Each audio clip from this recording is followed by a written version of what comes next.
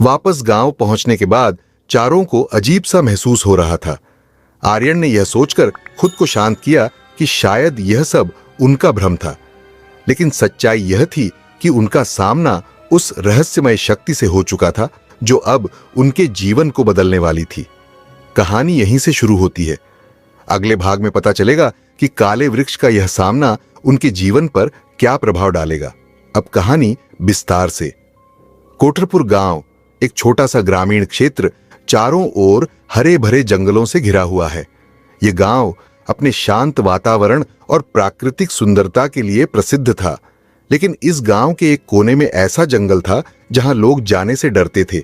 इस जंगल को काला जंगल कहा जाता था और इसकी वजह थी उसका एक पेड़, काला वृक्ष। गांव में इस वृक्ष के बारे में कई डरावनी कहानियां प्रचलित थीं। कहा जाता था कि यह पेड़ जीवित है और जो भी इसके पास जाता है वह कभी वापस नहीं लौटता। कुछ लोगों ने इस पेड़ को रात में चमकते हुए देखा था और कुछ ने वहां से अजीब आवाजें सुनी थीं, चीखें, कानाफूसी और कभी-कभी ऐसी हंसी जो रीढ़ को कंपा देती थी। गांव के बुजुर्ग इस पेड़ से जुड़ी कहानियों को पीढ़ी दर पीढ़ी सुनाते आ रहे थे। उनकी मान्यता थी कि यह पेड़ एक अभिशाप है। वर्षों पहले एक तांत्रिक ने यहां किसी भयानक अनुष्ठान के दौरान गलती कर दी थी, जिसकी वजह से यह जंगल और यह वृक्ष शापित हो गया। गांव के कुछ युवा आर्यन, मेघा, करण और सौरभ इन कहानियों को महज कल्पना मानते थे। उन्हें लगता था कि यह केवल गांव वालों को डराने के लिए गढ़ी गई एक दंतकथा है। लेकिन इन चारों में से सबसे साहसी आर्यन ने तय किया कि वह इस रहस्य को सुलझा कर रहेगा। एक दिन शाम के समय जब सूरज ढल रहा था, आर्यन ने अपने दोस्तों से कहा, हम इतने सालों से इन कहानियों को सुनते आ रहे हैं, लेकिन किसी ने कभी सच पता करने की कोशिश नहीं की। हमें इस पेड़ के पास जाकर देखना चाहिए कि सच में वहां क्या है। मेघा ने डरते हुए कहा, लेकिन अगर यह सब सच हुआ तो? गांव के लोग कहते हैं कि जो वहां जाता है वह वापस नहीं लौटता।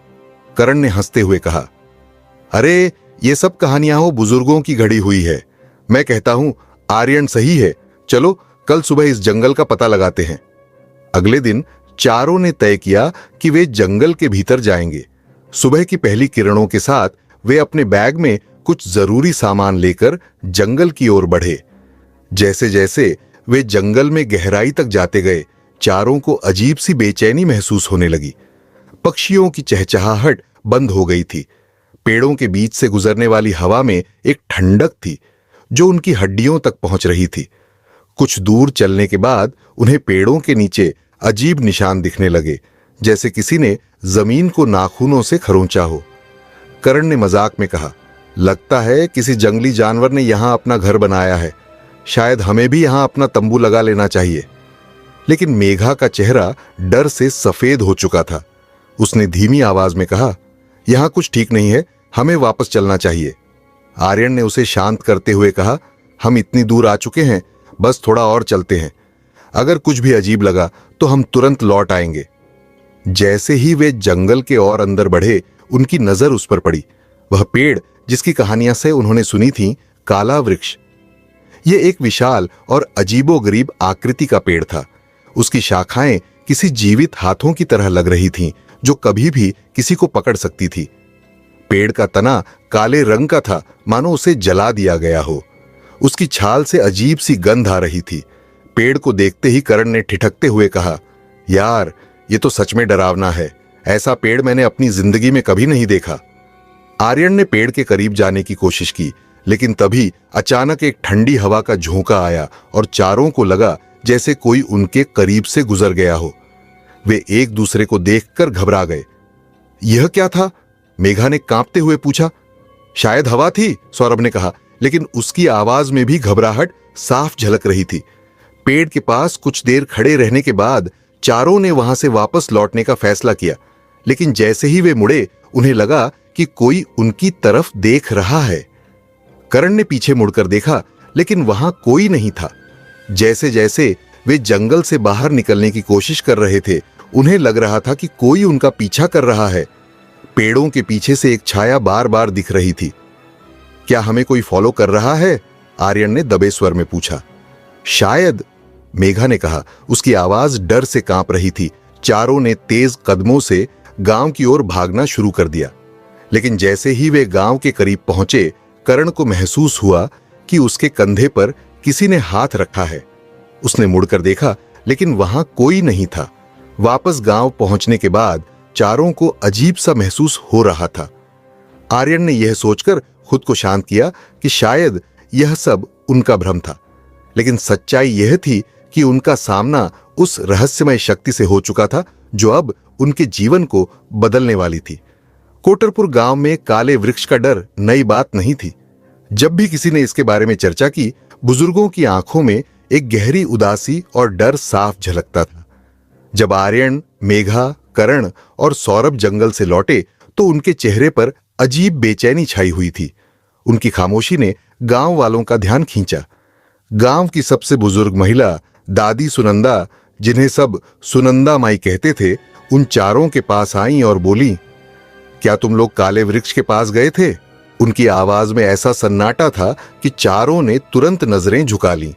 आर्यन ने जवाब दिया, हां दादी, हम वहां गए थे, लेकिन वहां कुछ नहीं था, सिर्फ एक अजीब सा पेड़।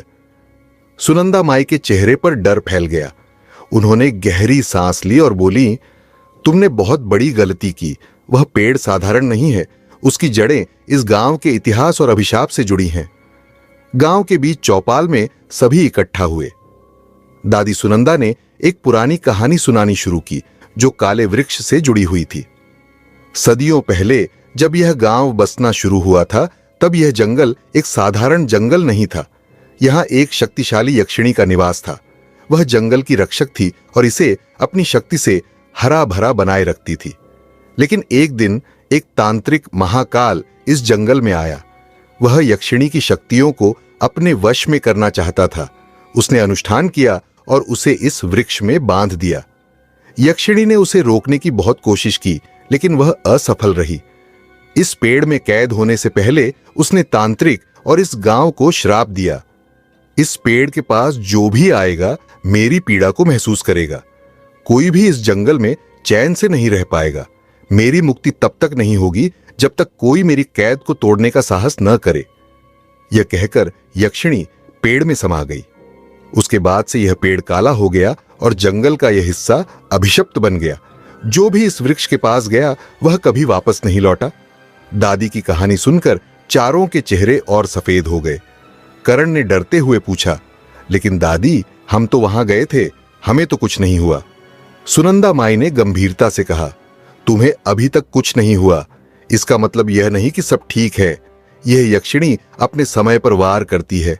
उसने तुम्हें देख लिया है और अब वह तुम्हारे सपनों, तुम्हारी परछाइयों और तुम्हारे मन में अपना स्थान बनाएगी।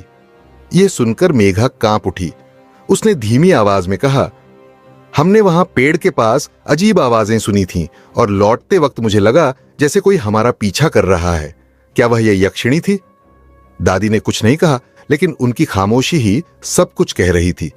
उस रात आर्यन अपने घर में सोने की कोशिश कर रहा था, लेकिन उसे लगातार वही काला वृक्ष और उसकी शाखाएं याद आ रही थीं। उसे महसूस हो रहा था कि यह सब कुछ महज एक कहानी नहीं है। उसने तय किया कि वह इस रहस्य को सुलझाकर रहेगा। अगले दिन उसने गांव के एक पुराने पुजारी से मुलाकात की। पुजारी ने उसे बताया, काले वृक्ष का रहस्य सुलझाना आसान नहीं है। अगर तुम सच में इसे समझना चाहते हो तो तुम्हें किसी तांत्रिक की मदद लेनी होगी। लेकिन याद रखना, हर तांत्रिक इस शक्ति का सही इस्तेमाल नहीं करता। उधर गांव में अजीब घटनाएं शुरू हो गईं। कई लोगों ने रात के समय काले वृक्ष की दिशा से अजीब चीखें और हंसी सुनी। कुछ लोगों ने सपने में काले वृक्ष और उसके आसपास घूमती एक छाया देखी। सबसे विचित्र घटना तब हुई जब सौरभ की मां ने बताया कि उसने सौरभ को रात में घर से बाहर जाते देखा। जब उसने उसे आवाज दी तो वह बिना पलटे जंगल की ओर चला गया। अगली सुबह सौरभ घर लौट आया, लेकिन उसके चेहरे पर डर की परछाई थी। उसने बताया, मैंने सपना देखा था कि मैं उस पेड़ के पास हूं और कोई मुझे बुला रहा है, लेकिन जब मैं जागा तो मैं जंगल के पास था। मुझे कुछ भी याद नहीं है। गांव में बढ़ते डर और अजीब घटनाओं ने सबको और डरा दिया। आर्यन, करण, मेघा और सौरभ अब महसूस करने लगे थे कि वे यक्षिणी के प्रभाव में आ चुके हैं। आर्यन ने तय किया कि वह एक तांत्रिक को बुलाएगा जो इस श्राप और काले वृक्ष के रहस्य को सुलझाने में मदद कर सके। लेकिन तांत्रिक को बुलाना भी आसान नहीं था, क्योंकि गांव वाले उसे अपने गांव में लाने से डर रहे थे। गांव में अजीब घटनाओं का सिलसिला थमने का नाम नहीं ले रहा था। लोगों का डर दिन ब दिन बढ़ता जा रहा था। हर कोई इस बात को मान चुका था कि काले वृक्ष और यक्षिणी की कहानियां महज दंत कथाएं नहीं हैं। आर्यन, कर्ण, मेघा और सौरभ अब इस रहस्य को सुलझाने के लिए पूरी तरह प्रतिबद्ध थे। आर्यन ने तांत्रिक को बुलाने के लिए गांव से कुछ दूर बसे एक साधु से संपर्क किया जो जंगल और तंत्र मंत्र से जुड़ी बातों का गहरा ज्ञान रखते थे। साधु ने उन्हें बताया, तुम्हें एक ऐसे व्यक्ति की आवश्यकता है जो आत्माओं और अभिशप्त शक्तियों से लड़ सके। यह कार्य साधारण लोगों के बस की बात नहीं। मैं किसी का नाम तो नहीं ले सकता, लेकिन बाणासुर घाटी के पास एक तांत्रिक रहता है, अघोरनाथ। वही तुम्हारी मदद कर सकता है। आर्यन ने यह बात अपने दोस्तों को बताई। चारों ने तय किया कि वे अघोरनाथ तांत्रिक को ढूंढने के लिए निकलेंगे। यह एक कठिन और लंबी यात्रा थी। 2 दिन की कठिन यात्रा के बाद वे बाणासुर घाटी पहुंचे। वहां एक छोटी सी कुटिया में एक दुबला पतला लेकिन डरावने चेहरे वाला व्यक्ति बैठा था। उसकी आंखों में अजीब चमक थी और चारों को देखते ही उसने कहा, तुम काले वृक्ष के शापित गांव से आए हो, है ना? उनके मन में हलचल मच गई। अघोरनाथ ने बिना कुछ बताए ही उनकी परेशानी जान ली थी। आर्यन ने हिम्मत जुटाकर कहा, हाँ, हम कोटरपुर से आए हैं। हमें आपकी मदद चाहिए। काले वृक्ष और यक्षिणी के श्राप से हमारा गांव त्रस्त है। अघोरनाथ ने गहरी सांस ली और कहा, काले वृक्ष का श्राप साधारण नहीं है। यह वृक्ष न केवल यक्षिणी की कैद का स्थान है, बल्कि यहां दुष्ट आत्माओं का भी वास है। अगर मैं तुम्हारी मदद करने गया तो इसकी कीमत तुम्हें भी चुकानी होगी। क्या तुम इसके लिए तैयार हो? चारों ने एक दूसरे की ओर देखा। वे जानते थे कि कोई भी यह कार्य अकेले नहीं कर सकता। सभी ने एक साथ कहा, हम तैयार हैं। अघोरनाथ ने अपनी तंत्र सामग्री, मंत्र पुस्तिका और कुछ रहस्यमयी वस्तुएं इकट्ठा की और उनके साथ गांव की ओर चल पड़ा। जैसे ही वह गांव पहुंचा, लोगों ने उसे अजीब निगाहों से देखना शुरू कर दिया। उसकी काली पोशाक, लंबे बाल और चमकीली आंखें उसे और भी डरावना बनाती थीं। सुनंदा माई ने तांत्रिक को देखते ही कहा, यह व्यक्ति हमें बचा सकता है, लेकिन इसकी कीमत बहुत बड़ी होगी। तांत्रिक ने गांव के बीच में खड़े होकर जोर से कहा, इस श्राप को तोड़ने के लिए मुझे काले वृक्ष के पास जाकर अनुष्ठान करना होगा। यह आसान नहीं होगा। अगर कोई मेरे काम में बाधा डालने की कोशिश करेगा तो उसके प्राण नहीं बचेंगे। अघोरनाथ ने आर्यन और उसके दोस्तों को अपने साथ चलने को कहा। उसने यह भी स्पष्ट कर दिया कि अनुष्ठान रात के समय ही होगा, क्योंकि तब यक्षिणी और दुष्ट आत्माओं की शक्ति सबसे अधिक होती है। शाम होते ही वे लोग जंगल के भीतर गए। गांव वालों ने दूर से उन्हें जाते देखा, लेकिन कोई भी उनके साथ जाने की हिम्मत नहीं कर सका। जैसे ही वे काले वृक्ष के पास पहुंचे, हवा और ठंडी हो गई। पेड़ के पास पहुंचते ही अघोरनाथ ने कहा, यह पेड़ केवल यक्षिणी की कैद का स्थान नहीं है, यह दुष्ट आत्माओं का प्रवेश द्वार है। अगर यह अनुष्ठान असफल हुआ तो यह द्वार पूरी तरह खुल जाएगा। तांत्रिक ने अनुष्ठान शुरू किया। उसने मंत्र पढ़ने शुरू किए और पेड़ के चारों ओर एक पवित्र घेरा बनाया। जैसे ही मंत्रों की आवाज गूंजी, पेड़ की शाखाएं हिलने लगीं। ऐसा लग रहा था जैसे पेड़ जीवित हो गया हो। तभी अचानक वहां से एक अजीब चीख सुनाई दी। काले धुएं की तरह एक परछाई पेड़ से बाहर निकली। वह हवा में तैर रही थी और चारों ओर घूम रही थी। यह यक्षिणी नहीं है, यह पेड़ की रक्षक आत्मा है, अघोरनाथ ने कहा। यह आत्मा मुझे रोकने की कोशिश करेगी। कोई भी पवित्र घेरा पार करने की कोशिश मत करना, वरना यह तुम्हें मार डालेगी। आर्यन, मेघा, कर्ण और सौरभ ने घबराते हुए तांत्रिक को देखा, लेकिन उन्होंने उसके निर्देश का पालन किया। परछाई ने अघोरनाथ पर हमला करना शुरू कर दिया। उसने अपनी तांत्रिक शक्तियों से उस आत्मा को रोकने की कोशिश की। मंत्रों के उच्चारण से जंगल गूंज रहा था, लेकिन परछाई इतनी ताकतवर थी कि उसने अघोरनाथ को पीछे धकेल दिया। तांत्रिक ने कहा, यह आत्मा कमजोर नहीं है, लेकिन इसे रोकना जरूरी है, वरना यक्षिणी को मुक्त करना असंभव होगा। तांत्रिक ने एक रहस्यमयी वस्तु, एक काले पत्थर का टुकड़ा निकाला और परछाई की ओर फेंका। पत्थर की रोशनी से परछाई चिल्लाते हुए गायब हो गई। यह सिर्फ शुरुआत है, अघोरनाथ ने कहा। अगले चरण में यक्षिणी को मुक्त करने के लिए उसकी आत्मा से बात करनी होगी, लेकिन यह प्रक्रिया खतरनाक है। अघोरनाथ ने चारों को चेतावनी दी कि अगली रात सबसे कठिन होगी। अनुष्ठान अधूरा था और यक्षिणी की आत्मा को मुक्त करना बाकी था। जैसे ही वे जंगल से गांव लौटे, उन्होंने महसूस किया कि उनकी परछाइयां अब सामान्य नहीं थीं। यह काले वृक्ष के प्रभाव का संकेत था। अघोरनाथ तांत्रिक ने जंगल से लौटते ही गांव वालों को काले वृक्ष के खतरे के बारे में बताया। उसने समझाया कि यक्षिणी को मुक्त करना आसान नहीं होगा। यह प्रक्रिया केवल उसकी आत्मा को शांत करके ही संभव थी, लेकिन यह आत्मा दुष्ट आत्माओं और पुराने श्रापों से घिरी हुई थी। अगली रात अघोरनाथ और चारों दोस्त फिर से जंगल की ओर बढ़े। इस बार अघोरनाथ ने उन्हें विशेष ताबीज दिए ताकि वे दुष्ट शक्तियों से बचे रहें। उसने समझाया, यह ताबीज तुम्हें केवल बाहरी हमलों से बचा सकता है, लेकिन यदि तुम मानसिक रूप से कमजोर हुए तो ये शक्तियां तुम्हें अंदर से नष्ट कर देंगी। जैसे ही वे काले वृक्ष के पास पहुंचे, चारों ओर भयावह शांति छा गई। पेड़ों की शाखाएं बिना हवा के भी हिल रही थीं और वातावरण में एक अजीब सी गंध फैल गई थी। अघोरनाथ ने अनुष्ठान शुरू किया। उसने वृक्ष के चारों ओर पवित्र रेखा खींची और उसमें दीप जलाए। अघोरनाथ ने मंत्रों का उच्चारण करना शुरू किया। उसने यक्षिणी की आत्मा को पुकारा, हे यक्षिणी, मैं तुम्हें तुम्हारे श्राप से मुक्त करने आया हूं। अपनी उपस्थिति दो और बताओ कि तुम्हारी मुक्ति का मार्ग क्या है।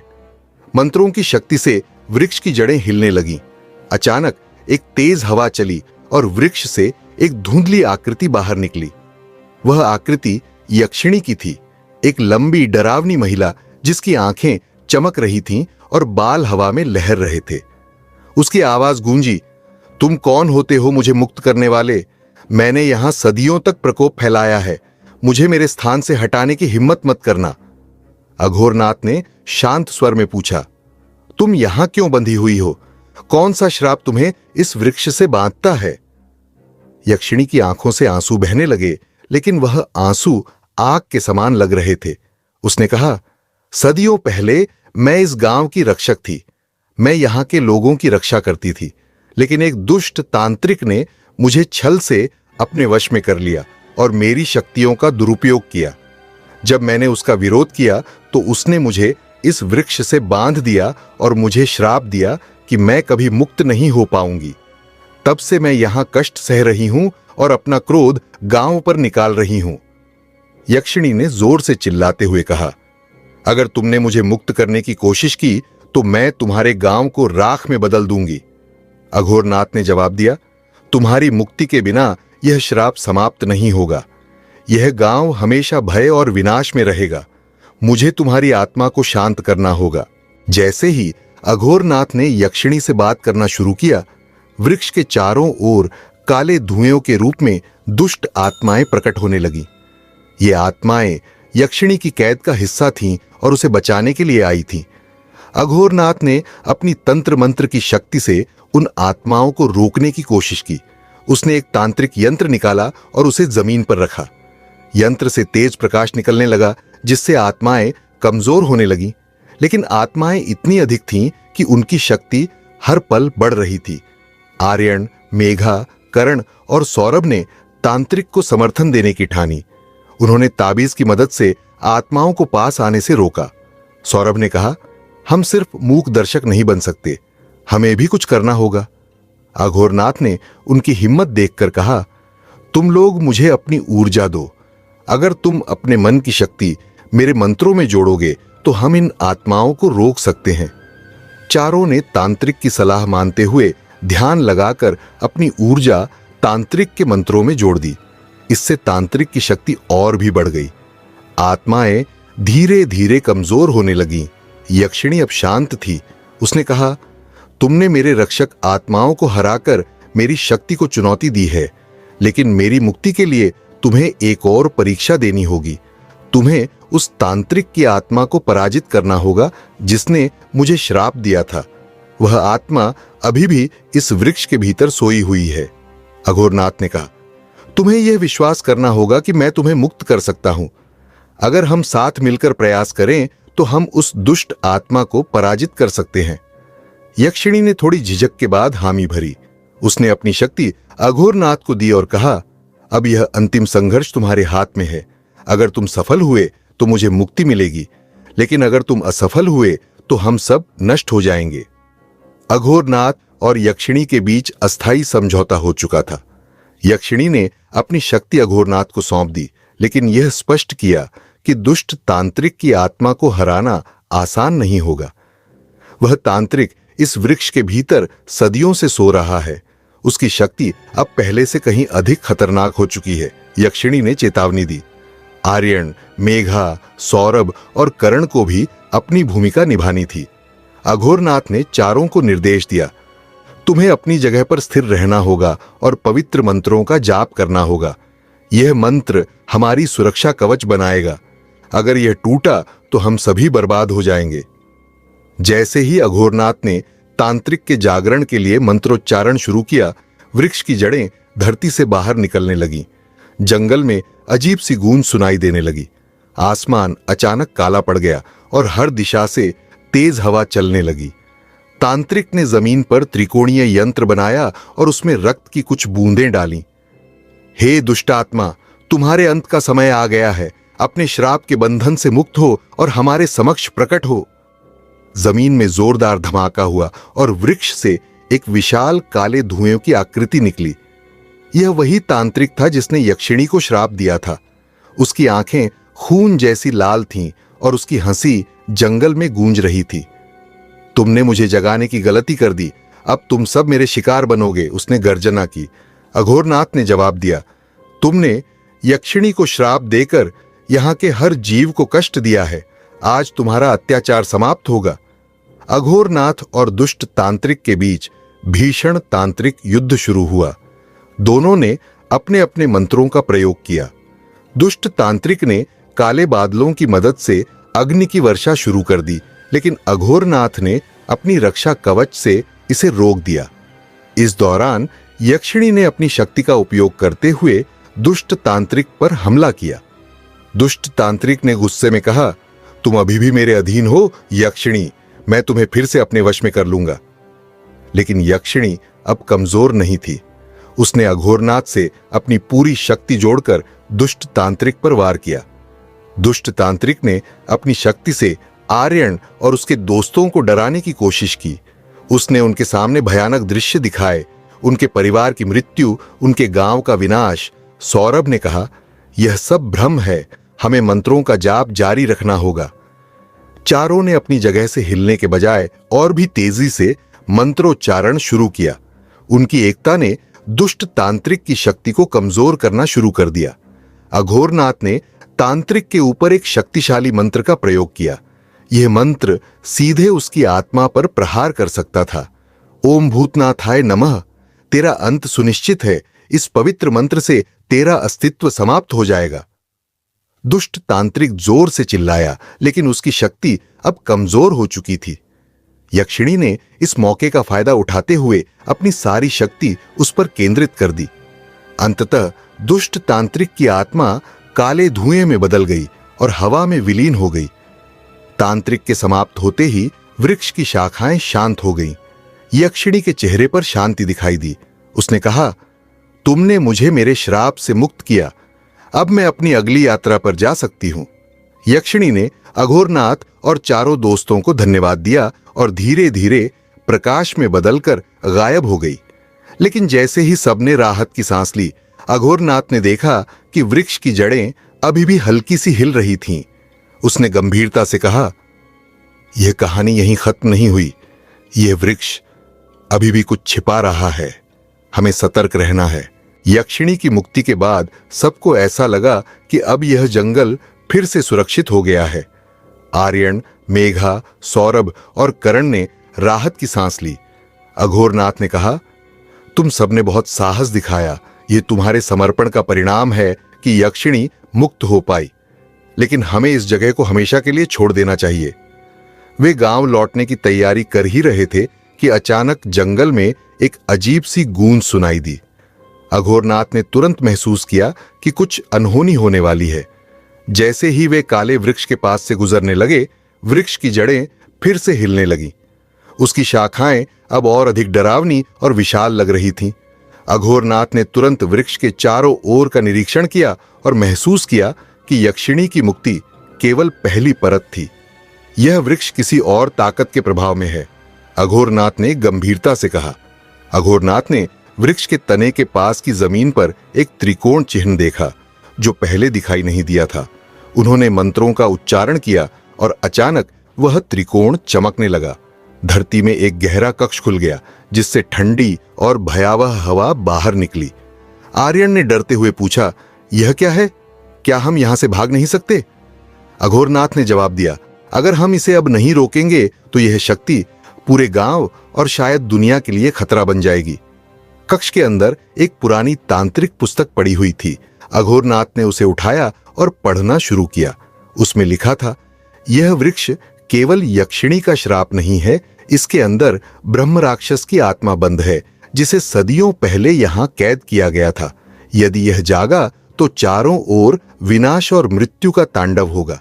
ब्रह्म राक्षस की कथा जानने के बाद अघोरनाथ समझ गए कि यक्षिणी को कैद करने वाले तांत्रिक ने इस वृक्ष को एक काले जादू का केंद्र बना दिया था। उसने अपनी आत्मा का एक हिस्सा भी इस वृक्ष में छुपा रखा था ताकि मरने के बाद भी वह अमर रहे। अघोरनाथ ने किताब को पढ़ते हुए मंत्रोच्चारण किया जिससे कक्ष की गहराई में हलचल होने लगी। वहां से एक विशाल काली छाया निकली जो ब्रह्म राक्षस की थी। तुम सबने मुझे जगाने की गलती कर दी, अब मैं इस दुनिया को अपने क्रोध का शिकार बनाऊंगा, उसने गहरी आवाज में कहा। ब्रह्म राक्षस की शक्ति इतनी प्रबल थी कि अघोरनाथ के मंत्र भी कमजोर पड़ने लगे। वह हर दिशा से उन पर हमला कर रहा था। आर्यन और उसके दोस्तों ने मदद करने की कोशिश की, लेकिन उनकी ताबीजें अब बेकार हो चुकी थीं। ब्रह्म राक्षस की शक्ति इतनी अधिक थी कि उसने उनकी रक्षा कवच को तोड़ दिया। अघोरनाथ ने कहा, इस राक्षस को हराने का केवल एक ही तरीका है, हमें इस वृक्ष को पूरी तरह नष्ट करना होगा, लेकिन यह बहुत जोखिम भरा है। अघोरनाथ ने फैसला किया कि वह अपनी आत्मा को इस वृक्ष में बांधकर ब्रह्म राक्षस को हमेशा के लिए कैद कर देगा। उन्होंने आर्यन से कहा, तुम सब यहां से तुरंत भाग जाओ, यह लड़ाई अब मेरी है। मैं अपने जीवन की अंतिम शक्ति लगाकर इसे रोकने की कोशिश करूंगा। लेकिन आर्यन और उसके दोस्तों ने जाने से इनकार कर दिया। आपने हमें बचाने के लिए इतना कुछ किया, हम आपको अकेला नहीं छोड़ सकते, आर्यन ने दृढ़ता से कहा। अघोरनाथ ने अपने मंत्रों का पूरा जोर लगाकर वृक्ष को जड़ से जलाने की कोशिश की। उन्होंने अपनी शक्ति को ब्रह्म राक्षस के खिलाफ केंद्रित किया।